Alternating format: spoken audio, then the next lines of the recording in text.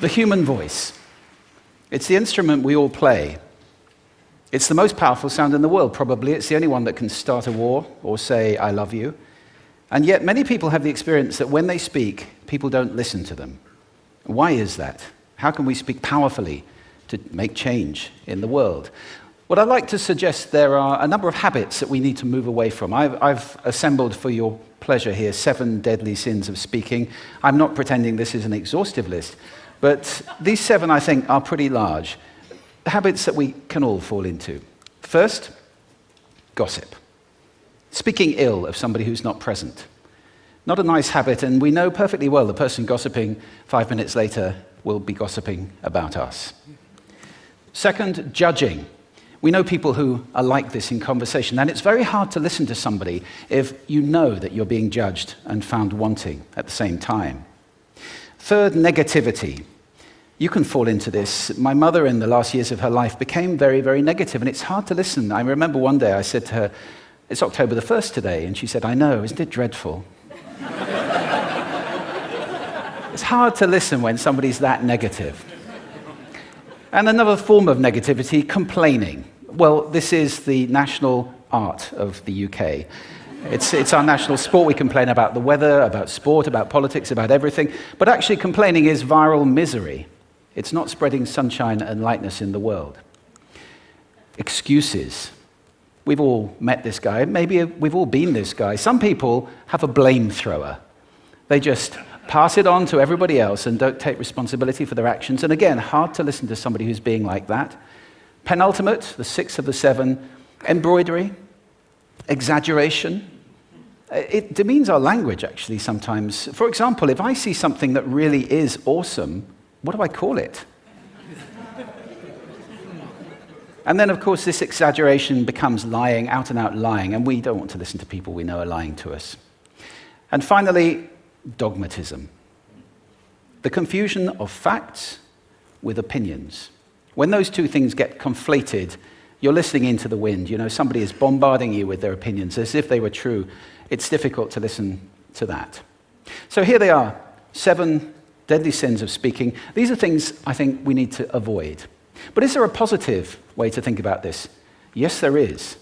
I'd like to suggest that there are 4 really powerful cornerstones, foundations, that we can stand on if we want our speech to be powerful and to make change in the world.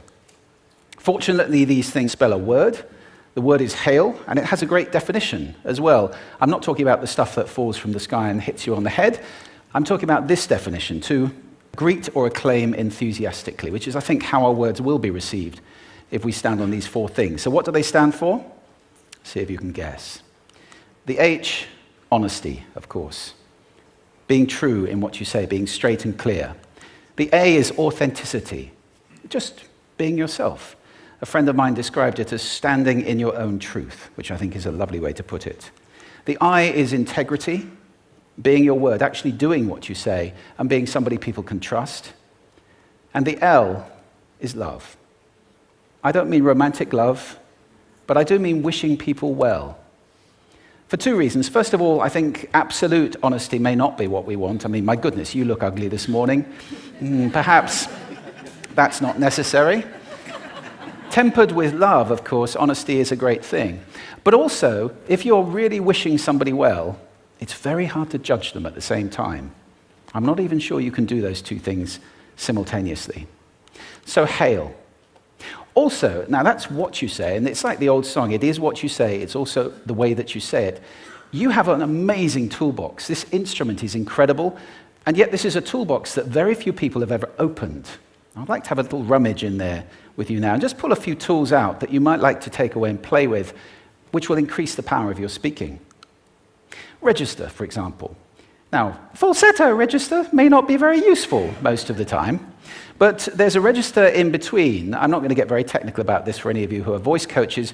You can locate your voice, however. So if I talk up here in my nose, you can hear the difference. If I go down here in my throat, which is where most of us speak from most of the time, but if you want weight, you need to go down here to the chest.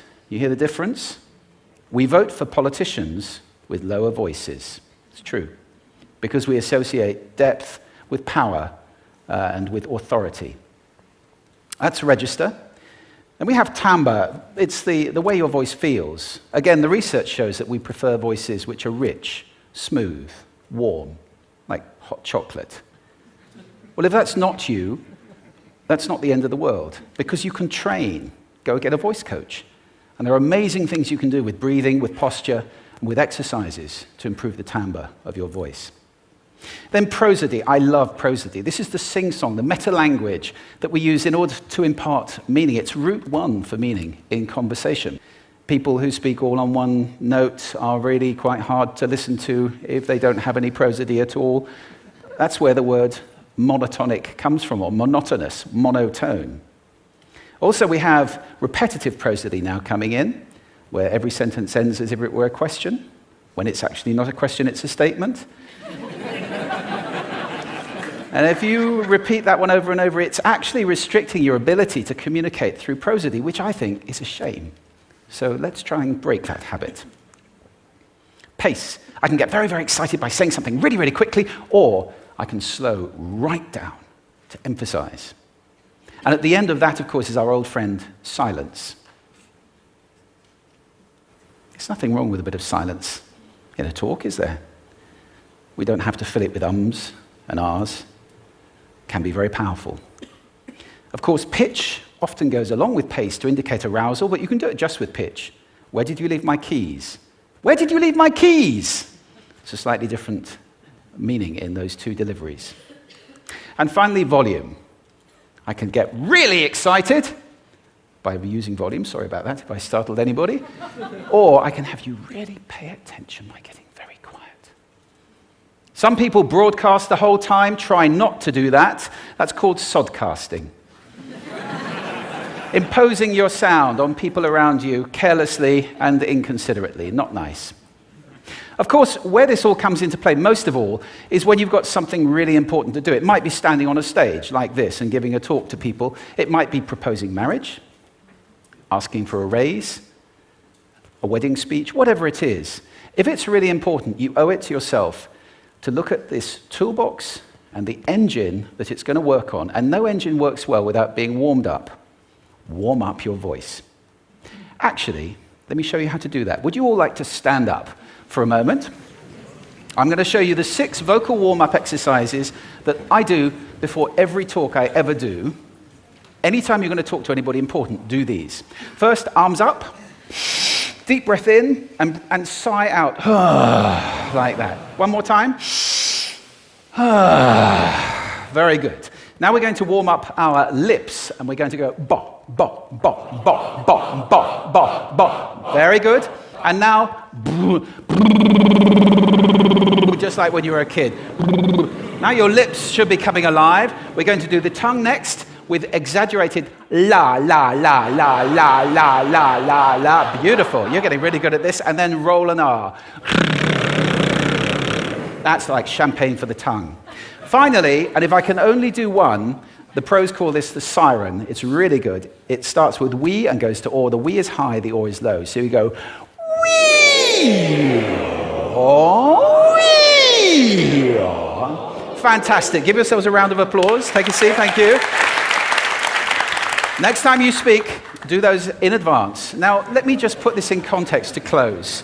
This is a serious point here. This is where we are now, right? We speak not very well into people who simply aren't listening in an environment that's all about noise and bad acoustics. I have talked about that on this stage in different phases. What would the world be like if we were speaking powerfully to people who are listening consciously in environments which were actually fit for purpose? Or to make that a bit larger, what would the world be like if we were creating sound consciously and consuming sound consciously and designing all our environments consciously for sound? That would be a world that does sound beautiful, and one where understanding would be the norm. And that is an idea worth spreading. Thank you. Thank you.